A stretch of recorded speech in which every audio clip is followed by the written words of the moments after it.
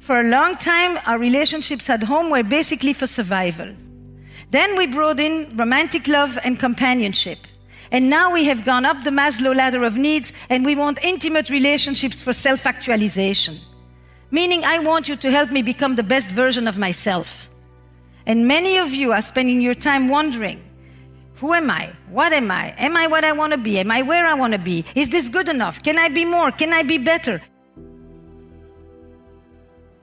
Navigating relationships and cultivating relational intelligence is key in all parts of our lives, personal and professional. But I would also say that at this moment, becoming fluent in the language of relationships is essential to the world that we're going to live in. We are wired for connections, but how can we do it better? What's happening in the world at this moment is something that, as a clinician, I sit with every hour, thousands of people in conversation around the globe with whom I grapple with the complexities of modern relationships. I believe that the bonds and the connections that we have with other people provide us with a greater sense of meaning and happiness and well-being than any other human experience, which is to say that it is the quality of your relationships which ultimately will determine the quality of your lives. Even the Harvard longitudinal studies, that's 8 decades long, that has followed men, at the end of all what these men had accomplished and have accomplished, it was the relationships that they have that was the most important marker for their health, their mental health, their sense of well-being, and their sense of meaning in their lives. Relationship norms are changing rapidly. They're shifting under our feet. And I've done a lot of work talking about them in the personal space. But what is really important is to see what is happening at work, and how much of my work on relationships in the last year or two has brought me to work with co-founders, with executive teams, with companies, and at corporate conferences. Why? This idea that the language of emotion is entering the workplace and has literally become the new business buzzword is very telling about something that is happening at this moment. And there's a lot of restlessness in the world about relationships, about how we handle disagreements, breaches, violations of trusts, and it makes us very anxious. And when we get anxious, we tend to react, because the first thing we want to do is do away with the anxiety rather than sit, think, process, listen, and then figure out what we want to do. So part of what we will do here as well is to slow down a little bit. There's been 2 relationship revolutions. One is happening at home, and one is now happening at work. The relationship revolutions have 2 things in common, and it's this. It wasn't too long ago that our sense of identity was something that was basically given to us. And it still is like that in many other parts of the world. You knew who you were, you knew you had a clear sense of belonging, you had a good sense of rootedness, and you had a sense of continuity. Your rules were clear, so you knew what was expected. Parents knew how to talk to their kids, husbands knew how to talk to their wives, wives knew what not to say to their husbands. It was rules, it was duty, it was obligation, it was clarity, it was certainty, and all the big decisions were made for us. Which meant that you were rarely alone, but you also were barely free. And we live now in our world here, in which we have more freedom or supposed freedom than we have ever thought we had. The clarity and the rules and the duty and the obligations have been replaced by choice and by options, and certainty has been replaced by uncertainty and by massive self-doubt. It takes a lot to have to define who we are. That process of self-definition that is part of our identity formation at this moment has created a situation where the burdens of the self have never been heavier. And many of you are spending your time wondering, who am I? What am I? Am I what I want to be? Am I where I want to be? Is this good enough? Can I be more? Can I be better? There's a reason the self-help movement is as powerful as it is. Because it feeds an entire frenzy of individual people who are longing for individual pursuits, but ultimately also to connect with other people.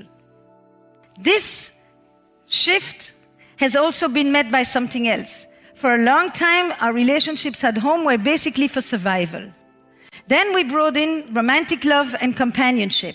And now we have gone up the Maslow ladder of needs, and we want intimate relationships for self-actualization.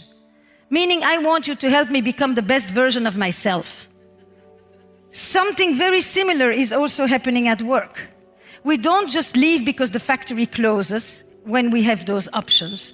We leave because we are not being properly promoted, because we are not being recognized, because we are not being seen, because our identity formation is being stunted. We expect our managers to be our coaches and to help us move up the Maslow ladder of needs. If we used to leave our relationships because we were unhappy, and now we leave them because we could be happier, the same thing is happening at work. We don't just leave because we are unhappy or because we are not getting the paycheck that we want, but we leave for the quality of our life and our relationships and our self-development that we expect to meet in those work situations.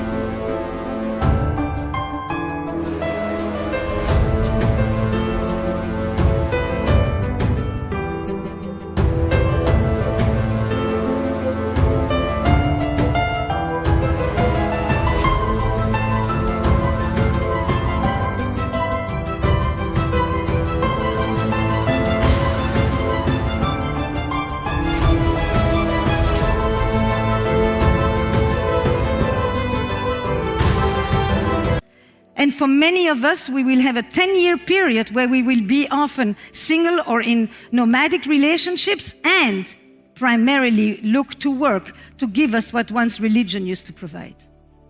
What has fundamentally shifted is the loss of the social structures, the church, the religion, the hierarchies, all of that, which gave a lot of grounding.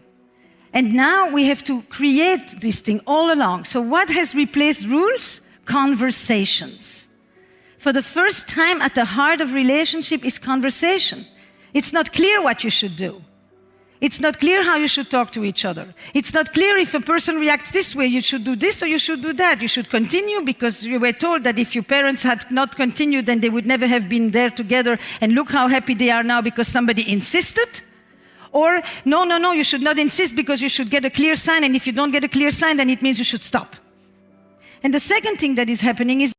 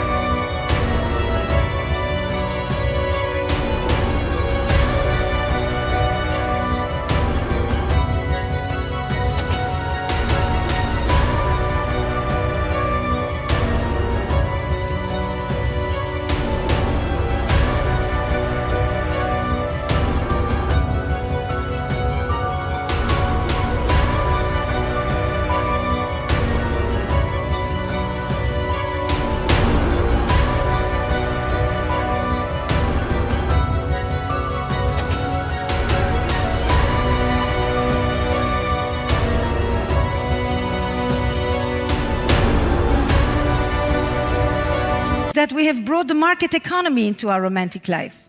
Eva Illouz calls it emotional capitalism. A market economy has entered the romantic space. And at the same time, the world of emotion has entered the business world. We're talking about authenticity and belonging and transparency and trust. It's unbelievable. And we rarely define them, by the way. Longevity, career, loyalty, what do they mean today? They're being literally redefined both by working people and by their managers, by the employers and the employees. And that means that for the first time, relational intelligence at work becomes foundational. Now, it's difficult to talk about trust when you live in a nomadic economy where the Wall Street Journal is telling you that the quitters are the winners. And that if you move around a lot, you actually will get more promotion and higher positions. Because we still, on some level, have the idea that trust is something that gets cultivated over time through tests and experiences together with other people. Of course, this has changed because we have a share economy in which we are trusting total strangers with our home and our most precious belongings. So the whole definition of trust is shifting. But it's difficult to have a feeling of belonging when you don't stay long enough, or to have a feeling of belonging when you're hired by the day and by the hour because it suits the numbers of the company. And every book these days about relationships is going to talk about belonging or the lack thereof, and about loneliness or the isolation and the lack of connection. This is the two main subjects that everybody is talking about. An individual, a body, a society, a relationship needs to regulate itself. And one of the main things we regulate ourselves on is between stability and change, between chaos and rigidity, between the past and the future. When we have too much change,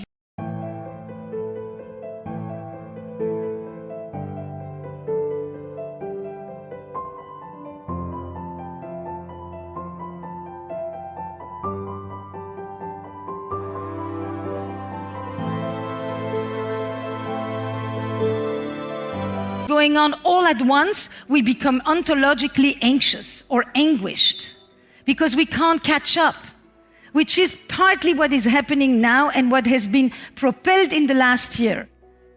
One of the consequences that I think is really essential is that how many of you would say you have 1,000 virtual friends, 500 virtual friends, 200 virtual friends? And how many of you have had to wonder who can you ask to feed your cat? And who's going to actually bring the birthday cake? Not because you don't have friends, but because they're spread all over the globe and they're not near you.